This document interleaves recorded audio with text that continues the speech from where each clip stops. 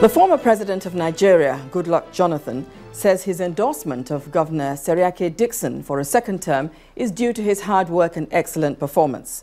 He says he remains among the few governors who have paid workers' salaries till date, despite the biting economic situation.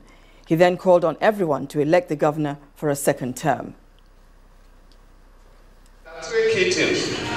Is this governor able to pay salaries of civil servants working in the states, and of course the political office holders?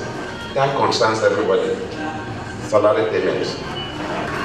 The second thing you consider is what of the developmental issues, infrastructure, including agriculture, educational institutions, health. How is it faring in these areas? And one critical thing again, which I believe with time will change, but now is a problem in this country, is the indebtedness of that state. How many, within that period, what is the state owing to banks, either direct borrowing from banks or through the capital market and so on and so forth. And if you look at these three key things, and if you are privileged to know what is happening in other states, probably I'm at an advantage position because I just finished serving as the president. So I have an idea about what is happening in the 36 states of the Federation, including Abuja, in terms of these parameters and other incidental issues that you can use to assess government. If you compare Bayelsa, it's not because I'm supporting Dickson, but if you compare Bayelsa and most other states, including the oil-producing states, these three key things of the degree of indebtedness. Are you borrowing money, owing the one that your grandchildren will come and pay? What is the level of physical development and other areas, and of course, commitment in regular payment of salaries? If you compare the Bayelsa state government with most other states, if not other states, you will praise the government.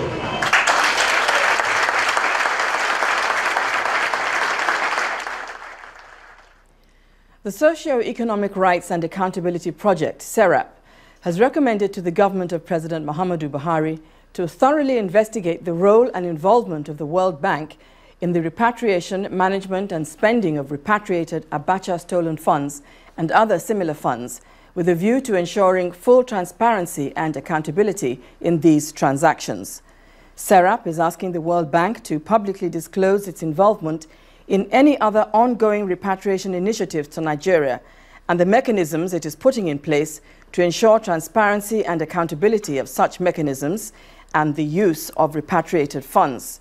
The group is also urging the Buhari government to revisit and challenge in court alleged unfair settlements in bribery cases by successive governments and repatriation agreements between the government of Goodluck Jonathan and the family of the late General Sani Abacha.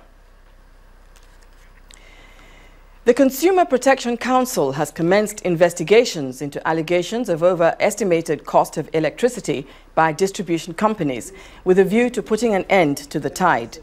Speaking at a meeting with officials of distribution companies in Abuja, the Director General of the Council, Mrs. Dupe Atoki, said in the last few months there has been an increase in complaints of service dissatisfaction, including indiscriminate increase in electricity bills, non-supply of meters, and irregular disconnections.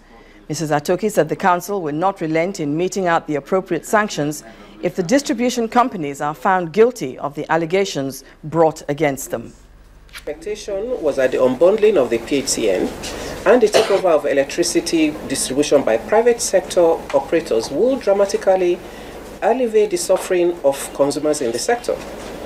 However, 2 years after the privatization of electricity distribution in the country, consumers are still groaning over almost all issues that existed in the old order.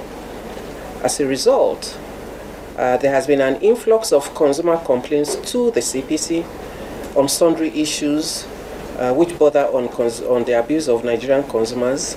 These include, but not limited to, estimated billing for non-metered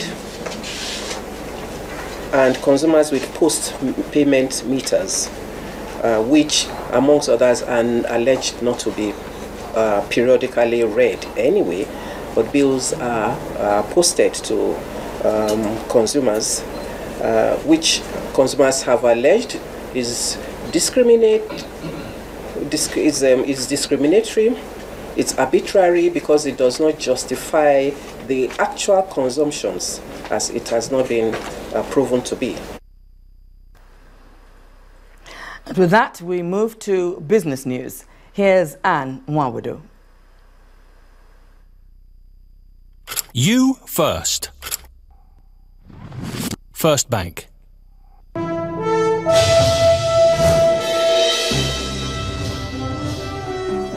Welcome to Business News. Nigeria has moved up 5 places in the Ease of Doing Business report from the World Bank Group.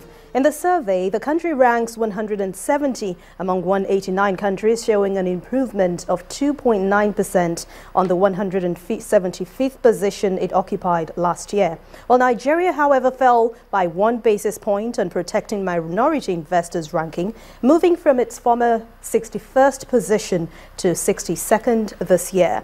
On paying taxes, the country was ranked 179 as against 177 in the year 2014. The report, which is tagged Doing Business 2015, Going Beyond Efficiency, shows that Singapore was the best country to do business, while Mauritius remained the best in Africa. According to the survey, entrepreneurs in 123 economies saw improvements in the local regulatory framework last year. Well, the federal government has issued an additional import allocations of 300,000 tons of petrol from the third quarter of the year. And according to the Petroleum Product Pricing Regulatory Agency, the location is an addition to the 1.5 million tons issued earlier this year to 37 importers. While the allocation is also expected to aid the importation of fuel under the country's subsidy regime. President Muhammadu Buhari had earlier cancelled deals for offshore processing and crude oil swaps, and this move is intended to help meet the country's fuel demands. The Financial Reporting Council of Nigeria says it has commenced investigations into allegations of financial impropriety in the earnings of reports of Stanbic IBTC. The chief executive, Mr. Jim Obaze, stated that the move was in response to a petition written by shareholders of the company. According to Mr. Obaze, the shareholders had alleged that the management of the company, in collaboration with its foreign technical partners, had failed to remit billions of naira into the profit and loss account of the local firm.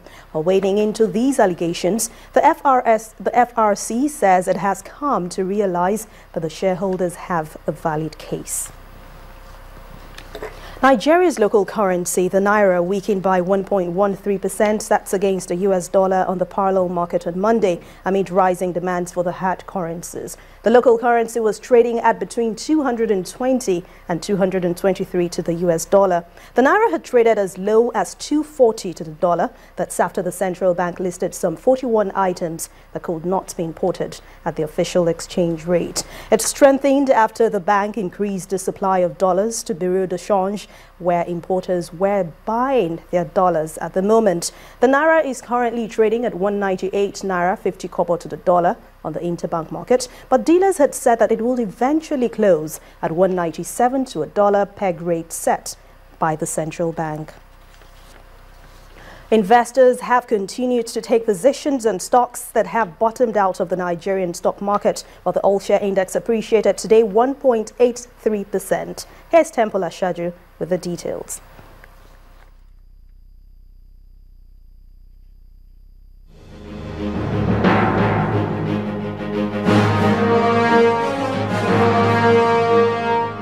Hello and welcome to Stock Market Report. The Nigerian stock market opens the week impressive as the benchmark index returns to the 30,000 psychological line. Investors had sustained last week's momentum with bargain hunting largely on the financial services, conglomerates and the industrial stocks. The all-share index inched up 1.83% to 30,052.20 with the market capitalization ending at 10.33 trillion naira. Now, it was a positive performance for the market's breadth as 35 stocks appreciated against 15 laggards. Dangote Cement was the top gainer with 4 naira 69 kobo. It was followed by Flour Mills 1 naira 10 kobo and Guinness appreciation of 0.78%. Now, USA Properties tops the decliners chart with 41 kobo. Keverton and NACO trailed the same path, but with losses of less than ₦1 each. UBA took the lead on the volumes table after a record of 64.14 million shares were transacted, and Access Bank as well as Zenith Bank came next. At the close of Monday's transactions, 214.95 million shares were traded for ₦1.76 billion value, all in 3,893 deals. And that does the stock market report. I'm Temple Ashaju.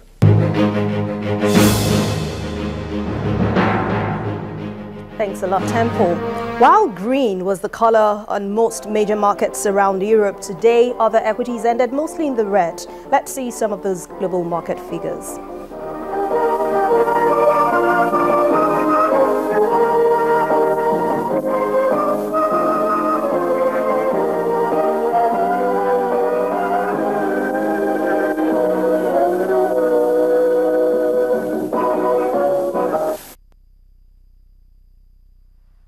Well, that's it on Business News. Thank you for watching. I am Anne Umawado Bimbo. We'll be back with the rest of the news at 10.